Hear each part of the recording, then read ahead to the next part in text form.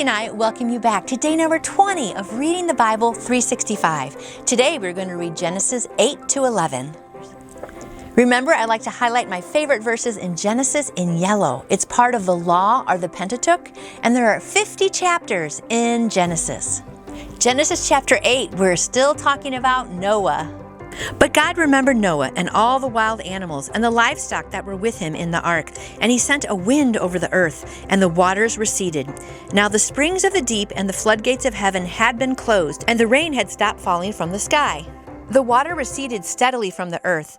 At the end of 150 days, 150 days, the water had gone down, and on the 17th day of the 7th month, the ark came to rest on the mountains of Ararat. The waters continued to recede till the 10th month, and on the first day of the 10th month, the tops of the mountains became visible. After 40 days, Noah opened the window he had made in the ark and sent out a raven, and it kept flying back and forth until the waters dried up from the earth. Then he sent out a dove to see if the water had receded from the surface of the ground, but the dove could find no place to set its feet, because there was water over all the surface of the earth, so it returned to Noah in the ark. He reached out his hand and took the dove and brought it back into himself in the ark. He waited 7 more days and again sent out the dove from the ark. When the dove returned to him in the evening, there in its beak was a freshly plucked olive leaf. Yay! Then Noah knew the water had receded from the earth. He waited 7 more days and sent the dove out again, but this time it did not return. By the first day of the month of Noah's 601st year, the water had dried up from the earth. Noah then removed the covering from the ark and saw the surface of the ground was dry. By the 27th day of the 2nd month, the earth was completely dry. I have a note here, basically 5 months on the ark. That's a long time. Then God said to Noah, "Come out of the ark, you and your wife and your sons and their wives. Bring out every kind of living creature that is with you, the birds, the animals, and all the creatures that move along the ground, so they can multiply on the earth and be fruitful and increase in number upon it." So Noah came out, together with his sons and his wife and his sons' wives. All the animals and all the creatures that move along the ground and all the birds and everything that moves on the earth came out of the ark, one kind after another. That must have been such an exciting day to finally get off the ark. Then Noah built an altar to the Lord, and taking some of all the clean animals and clean birds, he sacrificed burnt offerings on it. The Lord smelled the pleasant aroma and said in his heart, "Never again will I curse the ground because of man, even though every inclination of his heart is evil from childhood. And never again will I destroy all living creatures as I have done." So that was God's promise to never destroy the entire earth again. As long as the earth endures, seed time and harvest, cold and heat, summer and winter, day and night will never cease. Chapter 9, God's Covenant with Noah. Then God blessed Noah and his sons, saying to them, "Be fruitful and increase in number and fill the earth. The fear and dread of you will fall upon all the beasts of the earth and all the birds of the air, upon every creature that moves along the ground, and upon the fish of the sea. They are given into your hands. Everything that lives and moves will be food for you. Just as I gave you the green plants, now I give you everything. But you must not eat meat that still has its lifeblood in it. And as for your lifeblood, I will surely demand an accounting. I will demand an accounting from every animal, and from each man too. I will demand an accounting for the life of his fellow man. Whoever sheds the blood of a man, by man shall his blood be shed. For in the image of God has God made man. As for you, be fruitful and increase in number. Multiply on the earth and increase it." Then God said to Noah and his sons with him, "I now establish my covenant with you, and with your descendants after you, and with every living creature that was with you, the birds, the livestock, all the wild animals, all those who came out of the ark, every living creature on earth. I establish my covenant with you. Never again will all life be cut off by the waters of a flood. Never again will there be a flood to destroy the earth." And God said, "This is the sign of the covenant I am making between me and you and every living creature with you, a covenant for all generations to come. I have set my rainbow in the clouds, and it will be the sign of the covenant between me and the earth. Whenever I bring clouds over the earth and the rainbow appears in the clouds, I will remember my covenant between me and you and all living creatures of every kind. Never again will the waters become a flood to destroy all life. Whenever the rainbow appears in the clouds, I will see it and remember the everlasting covenant between God and all the living creatures of every kind on the earth. So God said to Noah, "This is the sign of the covenant I have established between me and all life on the earth." So some people think, oh, it's so pretty when a rainbow appears, but you know what? It's a promise. It's God's covenant with us that He will never again destroy the entire earth.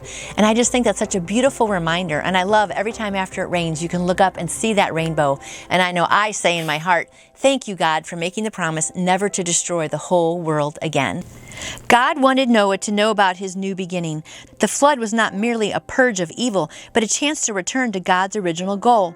We see a repetition of some of the blessings of chapter 1 as the animals and people were commissioned to spread over the earth and be fruitful and multiply. Noah, overflowing with thanks for the way God had saved him, made an offering of some of the clean animals. When he saw Noah's worship, God was pleased and promised to never again curse the ground because of human beings.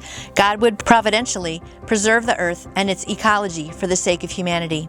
His promise, however, was larger than this. God's promise gives us hope that when we respond to Him in faith, He can renew something that has been lost.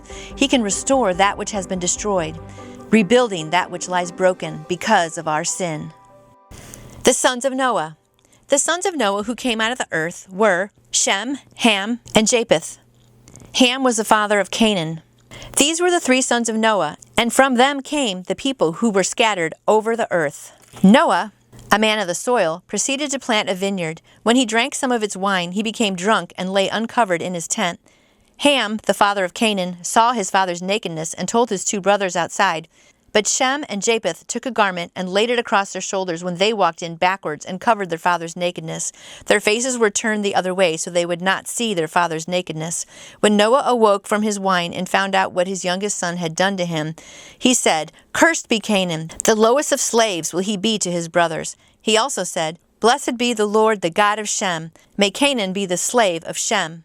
May God extend the territory of Japheth. May Japheth live in the tents of Shem, and may Canaan be his slave." After the flood, Noah lived 350 years. Altogether, Noah lived 950 years, and then he died. Wow, 950 years. Think of all of what Noah did. Amazing life. He was such a great servant of the Lord. Chapter 10, the Table of Nations. This is the account of Shem, Ham, and Japheth, Noah's sons, who themselves had sons after the flood. The sons of Japheth: Gomer, Magog, Madai, Javan, Tubal, Meshech, and Tyrus. The sons of Gomer: Ashkenaz, Ripeth, and Torgama.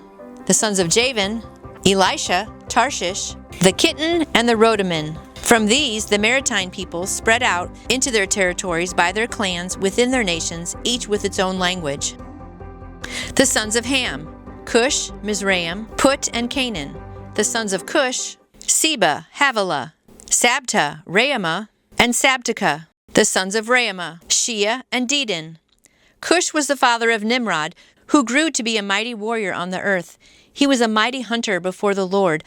That is why it is said, like Nimrod, a mighty hunter before the Lord. The first centers of his kingdom were Babylon, Erech, Akkad, Cana, and Shinar. From that land he went to Assyria, where he built Nineveh, Rehoboth-ir, Calah, and Resen, which is between Nineveh and Calah. That is the great city. Mizraim was the father of the Ludites, Anamites, Lehabites, Naphatites, Pathurites, Cathlahites, from whom the Philistines came, and Catharites. Canaan was the father of Sidon, his firstborn, and the Hittites, Jebusites, Amorites, Girgashites, Hivites, Arkites, Sinites, Arvadites, Zemarites, and Hamathites. Later, the Canaanite clans scattered, and the borders of Canaan reached far from Sidon toward Gerar, as far as Gaza, and then toward Sodom, Gomorrah, Edom, and Zeboim, as far as Lasha. These are the sons of Ham by their clans and languages in their territories and nations. The Semites. Sons were also born to Shem, whose older brother was Japheth. Shem was the ancestor of all the sons of Eber. The sons of Shem: Elam, Asher, Arphaxad, Lud, and Aram. The sons of Aram: Uz, Hul, Gether, and Meshech. Arphaxad was the father of Shelah, and Shelah the father of Eber. 2 sons were born to Eber. One was named Peleg, because his time on earth was divided. His brother was named Joktan. Joktan was the father of Almodad, Sheleph, Hazarmatheth, Jerah, Hadoram, Uzal, Diklah, Obal, Abimael, Sheba, Ophir, Havilah, and Jobab. All these were sons of Joktan. The region where they lived stretched from Mesha towards Sephar in the eastern hill country. These are the sons of Shem by their clans and languages, in their territories and nations. These are the clans of Noah's sons, according to their lines of descent, within their nations. From these the nations spread out all over the earth after the flood. Whew, that was a lot of names, but it's really neat to know how just from 3 sons they spread out over all the earth. So really, we are all relatives of Noah and his sons. Moving on to Genesis chapter 11, the Tower of Babel. Now the whole world had one language and one common speech. As men moved eastward, they found a plain in Shinar and settled there. They said to each other, "Come, let's make bricks and bake them thoroughly." They used brick instead of stone and tar for mortar. Then they said, "Come, let us build ourselves a city with a tower that reaches to the heavens, so that we may make a name for ourselves and not be scattered over the face of the whole earth." But the Lord came down to see the city and the tower that the men were building. The Lord said, "If as one people speaking the same language they have begun to do this, there is nothing they plan that will be impossible for them. Come, let us go down and confuse their language so they will not understand each other." Then the Lord scattered them from over all the earth, and they stopped building. That is why it is called Babel, because there the Lord confused the language of the whole world. From there the Lord scattered them over the face of the whole earth. I like this commentary about the Tower of Babel. The people at Babel made a declaration of independence, not from another nation, but from God himself. "Let us build ourselves a city with a tower with its top in the sky. Let us make a name for ourselves." To build a city was to build civilization. To build a tower was to build a religious order. Both would be man-centered, not God-centered efforts. They were adopting a form of humanism. Instead of pursuing God's agenda, multiplying and filling the earth, they wanted to do everything to prevent being scattered throughout the earth. In a sense, they wanted what most teenagers today want: independence with all of its benefits, while still retaining all the perks of living at home under parental provision. That is funny. This scene shows humanity telling God, "Keep putting food on my table and clothes on my back, but don't tell me what to do. Keep blessing me, but don't instruct me." The result of this language shakeup was twofold. First, the people stopped building the city. Without the benefit of easy communication, the great nation they were building was left unfinished. I see in this a warning to any country. If we pursue the blessing of God without the instruction of God, we may not be allowed to finish as a civilization. Second, God's original purpose was accomplished. All the people, now speaking precursors of Arabic and German and Swahili, and not having a clue what the other guys were saying, were forced to scatter throughout the earth. If God intended for his people to multiply and fill the earth, they would. That's a good reminder that when God gives an order to go be fruitful and multiply, or gives us an order to go do something, we should do it, because God's going to get his way. He had a plan for everyone to fill up the whole earth, and they said, "No, we're going to build a tower up to God." They were almost trying to maybe touch God or be God. So again, it's best to follow God and his ways. This is the account of Shem. 2 years after the flood, when Shem was 100 years old, he became the father of Arphaxad. After he became the father of Arphaxad, Shem lived 500 years and had other sons and daughters. When Arphaxad had lived 35 years, he became the father of Shelah. And after he became the father of Shelah, Arphaxad lived 403 years and had other sons and daughters. When Shelah had lived 30 years, he became the father of Eber. After he had become the father of Eber, Shelah lived 403 years and had other sons and daughters. When Eber had lived 34 years, he became the father of Peleg. After he became the father of Peleg, Eber lived 430 years and had other sons and daughters. When Peleg had lived 30 years, he became the father of Reu. And after he became the father of Reu, Peleg lived 209 years and had other sons and daughters. When Sereg lived 30 years, he became the father of Nahor. And after he became the father of Nahor, Sereg lived 200 years and had other sons and daughters. When Nahor had lived 29 years, he became the father of Terah. And after he became the father of Terah, Nahor lived 119 years and had other sons and daughters. After Terah had lived 70 years, he became the father of Abram, Nahor, and Haran. This is the account of Terah. Terah became the father of Abram, Nahor, and Haran. And Haran became the father of Lot. While his father Terah was still alive, Haran died in Ur in the Chaldeans, in the land of his birth. Abram and Nahor both married. The name of Abram's wife was Sarai, and the name of Nahor's wife was Milcah. She was the daughter of Haran, the father of both Milcah and Iscah. Now Sarai was barren. She had no children. Terah took his son Abram, his grandson Lot, son of Haran, and his daughter-in-law Sarai, the wife of his son Abram, and together they set out from Ur of the Chaldeans to go to Canaan. But when they got to Haran, they settled there. Terah lived 205 years, and he died in Haran. That's how we get all the way from Noah to Abram. And pretty soon we're going to start reading about Abram and Sarai, who become who? Abraham and Sarah. So very exciting. So thanks for joining us today for Genesis. And we will see you back here tomorrow for more of God's Word as we read His Bible 365. See you then.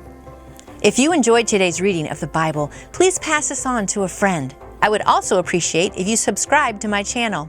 And I would love to answer any question you may have about faith in Jesus, salvation, the Christmas story, Easter story, anything at all. Just contact me, Nancy Grace Joy, through my website, which is nancyjoy2u.com. That's nancyjoy, the number 2, the letter u.com. You can also email me, which is nancyjoy2u@gmail.com. And Mandy and I hope you come back again tomorrow as we read the Bible 365.